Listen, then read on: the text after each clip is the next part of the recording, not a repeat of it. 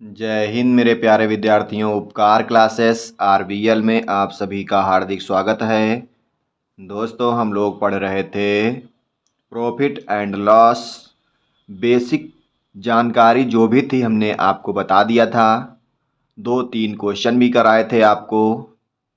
आज देखेंगे दोस्तों उसी में आगे के क्वेश्चन।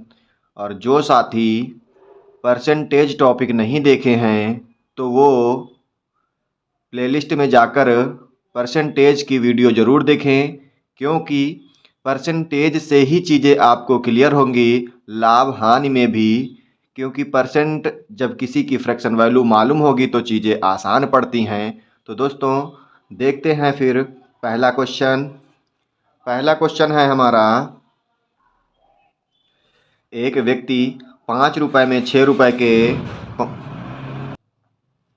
एक व्यक्ति 5 रुपये में 6 के भाव से पेंसिलें खरीदता है तथा 6 रुपये में 5 के भाव से बेचता है। उसका लाभ प्रतिशत है। तो यहाँ पे दोस्तों जब ऐसे क्वेश्चन आए तो हमें क्या करना होता है। हम कहीं भी दुकान पे भी जाते हैं तो पहले क्या कहते हैं कि पहले वस्तु दीजिए उसके बाद रुपया देंगे।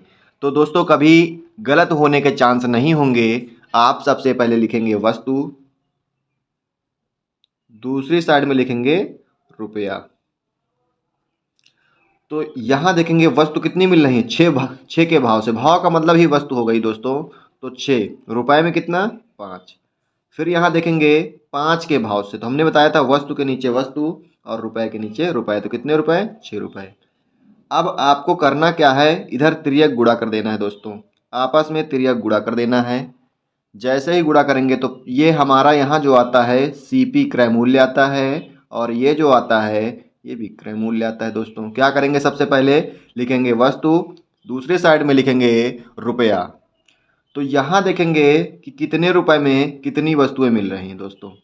तो देखेंगे 6 वस्तुएं 5 रुपये में, फिर से कह रहा है 5 वस्तुएं 6 रुपये में।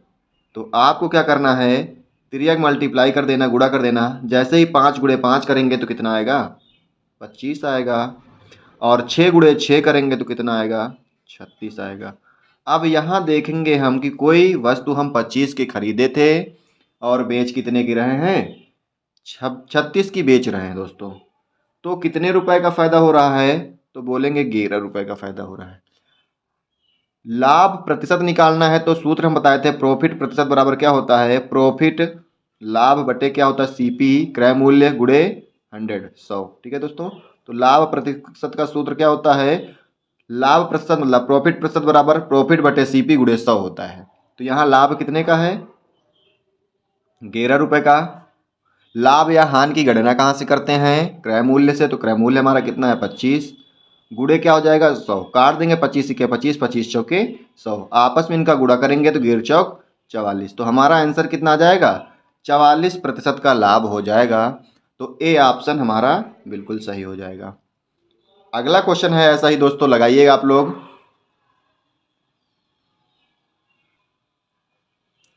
एक दुकानदार 11 नींबू 10 रुपये में खरीदता है और 11 नींबू में 11 रुपये में 10 नींबू बेच देता है। मतलब क्या कह रहा है क्वेश्चन कि 11 रुपये में 10 नींबू बेच देता है। इस व्यवसाय में उसे कितने प्रतिशत हानि या लाभ हुई। अब आपसे कह रहा है क्वेश्चन हानि हुई कि लाभ हुई। तो आप क्या करेंगे, सबसे पहले हमने बताया लिखेंगे वस्तु और फिर लिखेंगे रुपया। इधर लिख देंगे रुपया। तो यहाँ वस्तु हमने बताया कितनी, 11 नींबू। तो दोस्तों नींबू है तो एक वस्तु है, तो कितने 11। और रुपए इधर लिख देंगे तो रुपए कितने 10। और दूसरी साइड में हमने क्या बताया था, फिर भी आपको वस्तु के नीचे वस्तु लिखना है और रुपए के नीचे रुपए लिखना है। तो यहाँ पे फिर कह रहा 11 रुपए में, तो रुपए के नीचे रुपए लिख दें आप। और कितने 10 वस्तुएं खरीदता है। अब फिर से क्या करेंगे, आप इधर गुणा कर देंगे आपस में तिर्यक। यहाँ जो निकल के आएगा आपका सीपी होगा और यहाँ जो निकल के आएगा एसपी होगा। 10 से 10 में गुणा करेंगे तो कितना आएगा, 100 आएगा। इधर 11 का 11 में गुणा करेंगे तो कितना आएगा, 11 गुणे 11 कितना होता है? 121 होता है। अब यहाँ पे हम देखेंगे 121 होता है। यहाँ हम देखेंगे कि कितने रुपए का लाभ हुआ। लाभ हुआ या हानि हुई? तो बोलेंगे लाभ हुआ। कितने का? 21 का। क्योंकि 100 रुपए की कोई वस्तु खरीदे थे, बेचे कितने में है? 121 में। तो यहाँ पे 121 में बेचे तो हमें लाभ कितने का हो गया? 21 रुपए का। अब लाभ 21 रुपए का हो गया है, तो यहाँ देखेंगे कि 21 रुपए का लाभ हुआ। लाभ प्रतिशत या हानि प्रतिशत पूछ रहा, तो प्रतिशत कैसा निकलेगा? लाभ का प्रतिशत निकलेगा। लाभ प्रतिशत बराबर क्या करेंगे हम? यहाँ देखेंगे 21 का लाभ हुआ। लाभ हुआ तो कहाँ से हुआ? क्रय मूल्य से। क्रय मूल्य कितना है? 100। और प्रतिशत के लिए क्या हो जाएगा? गुणे 100। अब आप देखेंगे इस 100 से ये 100 कट जाएगा, तो लाभ कितने का होगा? 21% का क्या हो जाएगा? लाभ हो जाएगा। तो प्रॉफिट प्रतिशत क्या आएगा? तो बोलेंगे हम कि 21% आएगा। तो जिन साथियों का 21 आ रहा है वो बिल्कुल सही है। अगला क्वेश्चन देखेंगे दोस्तों।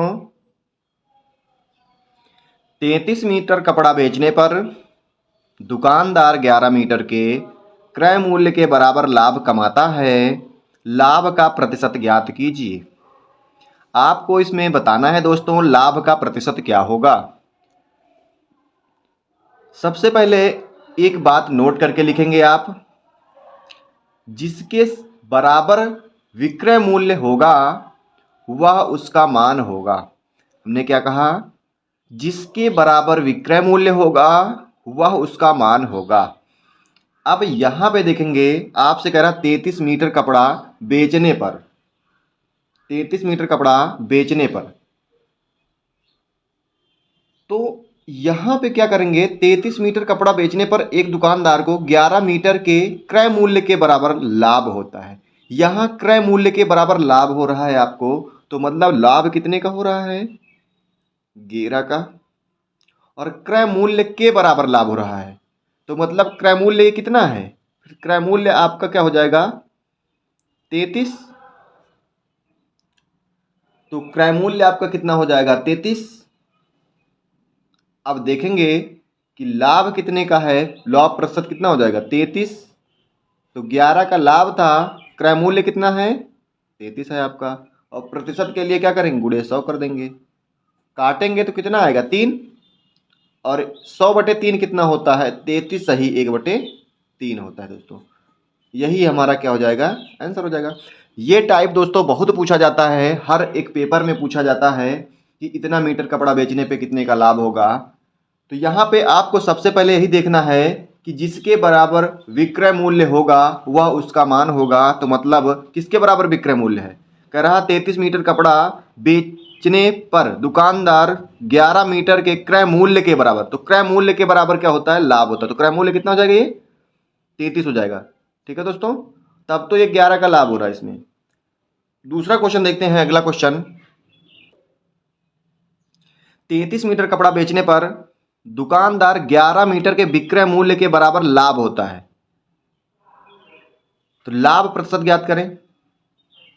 अब यहां पे विक्रय मूल्य के बराबर कह रहा लाभ होता है, ठीक है दोस्तों। और यहां पे क्या कह रहा था? क्रय मूल्य के बराबर लाभ होता है।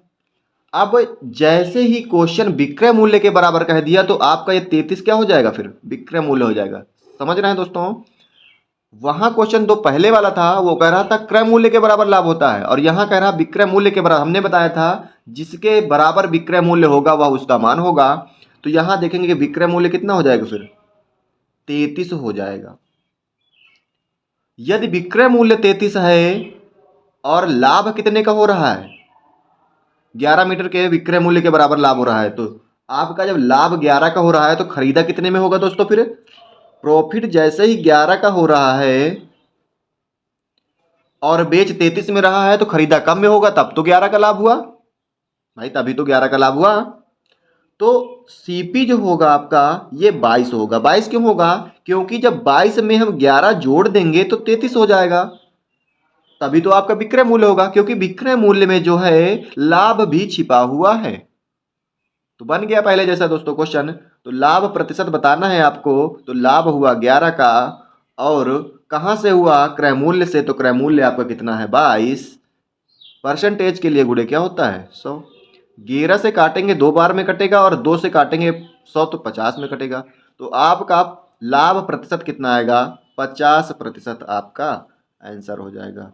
तो जिन साथियों का 50 आ रहा है वो बिल्कुल सही हैं, तो ए ऑप्शन सही हो जाएगा। ठीक है दोस्तों। अगला क्वेश्चन है, अमन अपनी घड़ी 1140 में बेचकर 5% हानि उठाता है। वह इसे कितने रुपए में बेचे कि उसे 5% का लाभ हो? तो दोस्तों जब ऐसे क्वेश्चन आए, लाभ और हानि की बात करें, तो यहां आप देखेंगे 5% की क्या होती है, उसे इतने रुपए में बेचकर 5% की हानि होती है। तो देखेंगे कि कितने की हानि होती है? 5%। तो 100 होता है, 100 में 5 की हानि हो गई, तो हम लिखेंगे 100% माइनस 5%। और अनुपात लगा देंगे यहाँ पे 100%, दोबारा से लाभ लेना चाह रहा है तो 5% का लाभ दे देंगे, तो ये कितना हो जाएगा? 95%। और ये कितना हो जाएगा? 105%। 5 से जैसे ही काटेंगे परसेंटेज से परसेंटेज कट जाएगा, 5 से काटेंगे तो ये 19 बार जाएगा और ये 21 बार जाएगा। दोस्तों यहां देखेंगे क्वेश्चन कह रहा था कितने में बेच रहा है, ये 1140 में बेच रहा है। तो ये कितने गुना है 19 का? 19 छक्के 114 होता है दोस्तों, तो क्या हो जाएगा? ये 60 गुना है। यदि 19 में हम 60 से गुणा कर दें तो हमें कितना प्राप्त हो जाएगा? 1140। ये काल्पनिक संख्या थी, रियल संख्या हमारी ये थी। काल्पनिक से रियल पाने के लिए हमने कितने से गुणा किया? 60 से केवल। तो यहां भी क्या करेंगे, हम 60 से गुणा कर देंगे और जैसे ही 60 से गुणा करेंगे तो हमारा आंसर कितना हो जाएगा? 1260 आ जाएगा हमारा आंसर। तो जिन साथियों का 1260 आ रहा है वो बिल्कुल सही है। तो कौन सा ऑप्शन सही है दोस्तों? डी ऑप्शन आपका सही होगा। अगला क्वेश्चन देखेंगे। क्वेश्चन है, राम अपनी घड़ी 960 में बेचकर 20% का लाभ कमाता है। वह इसे कितने रुपए में बेचे कि 60% का लाभ हो? तो इसे भी वैसे ही लगाएंगे दोस्तों। आपसे कह रहा 20% का लाभ लेता है, तो अब की बार पहले लाभ ले लिया तो 100 होता है मूल। दोस्तों लाभ या हानि हमेशा हम कहां से देखते हैं? 100 से। तो ये क्या हो जाएगा? 100 से देखते हैं तो इसको क्या मान लेंगे हम? 100 से 20 का लाभ हो तो कितना हो जाएगा? 120%। दूसरा कह रहा है 60% का लाभ लेना चाहे तो 100 से कितना एक्स्ट्रा हो जाएगा? 60, तो 160 हो जाएगा। जीरो से जीरो कट जाएगा, परसेंटेज से परसेंटेज कट जाएगा ये। और कितने से काट देंगे इसको? 4 से काटेंगे 3 और 4 चौक 16। अब क्वेश्चन कह रहा है आपसे कितने में बेचता है? ये 960 में बेचता है। तो 3 नहीं, कितने में बेच रहा है? 960 में बेच रहा है। तो ये कितने गुना है? आप यहां देखेंगे कि ये कितने गुना है इसका। तो दोस्तों ये कितने गुना है? काट के देखिएगा दोस्तों, ये कितने गुना है? 320 गुना है। क्यों काट के देखें? 3 तरह के 9, 3 दूनी 6, जीरो है तो जीरो लगा देंगे हम। तो ये काल्पनिक था, रियल पाने के लिए हमने किससे गुणा किया? 320 से। तो यहां भी 4 में भी हम 320 से गुणा कर देंगे तो हमें क्या प्राप्त होगा? गुणा कर देंगे तो हमें प्राप्त होगा 1280। दोस्तों 1280 रुपये हो जाएगा इसको लाभ। अगर बेचेगा तो 1280 में बेचेगा, तब उसे 60% का लाभ होगा। तो दोस्तों आज के लिए इतना ही रखते हैं। यदि वीडियो आपको अच्छी लगी है तो लाइक, शेयर एवं सब्सक्राइब करें एवं अपने दोस्तों के साथ शेयर करें।